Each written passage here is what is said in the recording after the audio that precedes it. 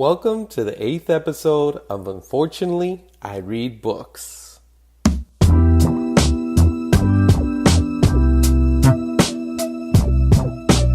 Atwood Townsend said, "No matter how busy you may think you are, you must find time for reading, or surrender yourself to self-chosen ignorance." In this episode, I talk about having a pages or timer goal to build your reading muscles, plus the types of books to read to help you achieve your pages or timer goals. So let's get into it.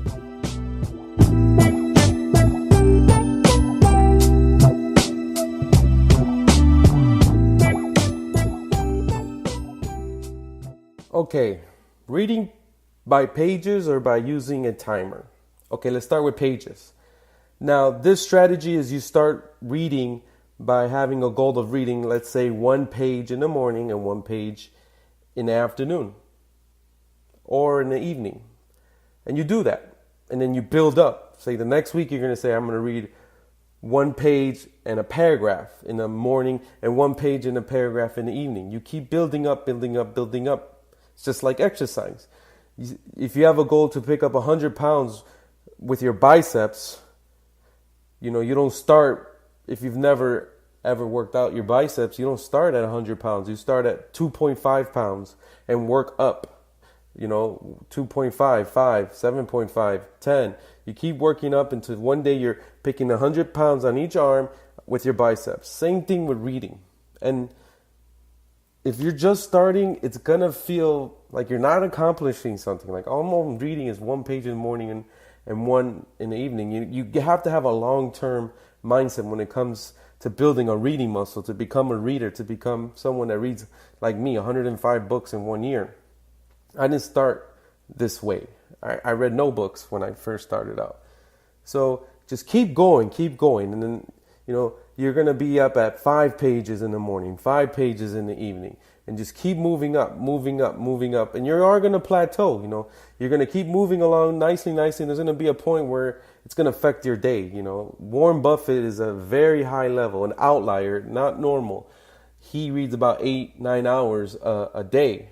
So, you can get to that level, but that takes a lot of work, a lot of strategy to get to that level. But, grow to do what I do, an hour and a half total a day. The second way is using a timer, and that's the way I do it. And using a timer is, you grab your book, you can use your phone, and you sit down. And when I started, I would read 5 minutes. So I put 5 minutes and read and stop and put a check mark wherever I on the next paragraph, the beginning paragraph. So 5 minutes in the morning, 5 minutes in the evening. And then the next week, I would do 5 minutes and 10 seconds. I will grow in 10-second increments. So it'll be, first week is 5 minutes in the morning, 5 minutes in the evening. Next week is 5 minutes and 10 seconds in the morning, 5 minutes and 10 seconds in the evening. The next week is 5 minutes and 20. And you keep going and going. Now I'm an hour and a half reading every day. And this is the way I did it. And it helped me read 105 books in 2017. And I used this same strategy in running. I really don't run much, but I was able to run 7 miles. And I used a mile marker.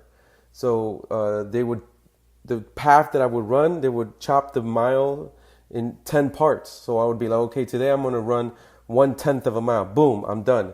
Okay, 2 days later, I'm going to run 2/10. Boom, done. Okay, 3 days later, 3/10. I kept building till 7 miles. And I was like, wow. So it's increments. It's all about doing it in compounds. And you end up going further than you even can imagine just by chopping it up that way. Now, to achieve these goals of having very high pages you read every day or very high reading time, total reading time during the day, you need to start with certain books when you're building this muscle. And in the beginning, I recommend like entertaining books. And what I mean by that, for my example, was I remember reading a book called My Bloody Life, and it was about a gang member inside of a gang called Latin Kings, and it was very descriptive. And I lived in Chicago, and this author lived in Chicago and experienced, so I knew everything he was talking about. And I was really into it, and I was like, wow, it's a good book. And I read it like in a couple days. I remember when I started getting into wanting to be rich. Million Next Door was very attractive to me, and I kept rating it. I'm like, wow, if I live below my means and I'm not trying to copy everybody else, I can become a millionaire and live in this regular neighborhood and not have to, drive nice cars and have fancy clothes. Very into Rich Dad Poor Dad. I'm not saying my dad, God rest in peace, my dad. I wouldn't say had a lot of strategies, a lot of wisdom in finance. So the Rich Dad Poor Dad book was really good because I connected with it, and I was like, yeah, I do need to have a new mentor in finance and in building strategy and all these aspects of developing yourself into a higher level and achieving the best person you can become. And this Rich Dad Poor Dad was the beginning of that, and it was a real simple book, and I liked it.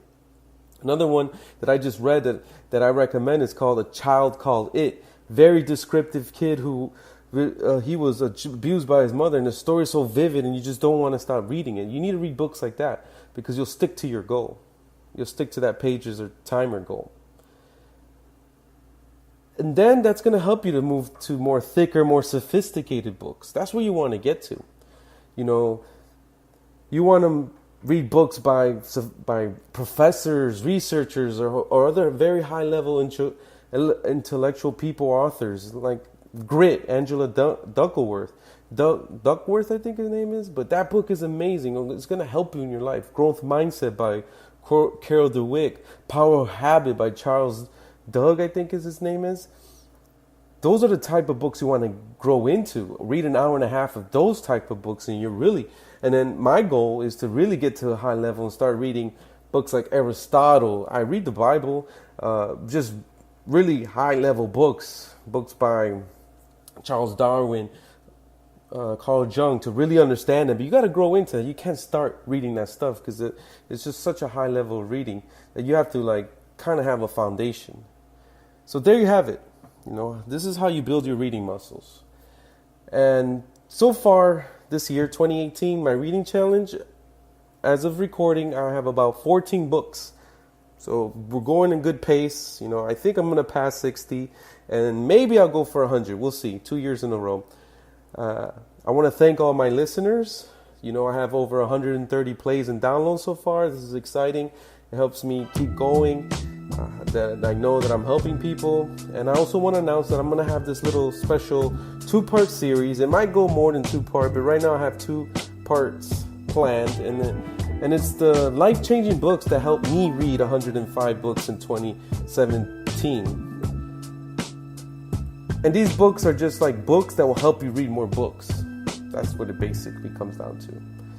So we'll talk to you later.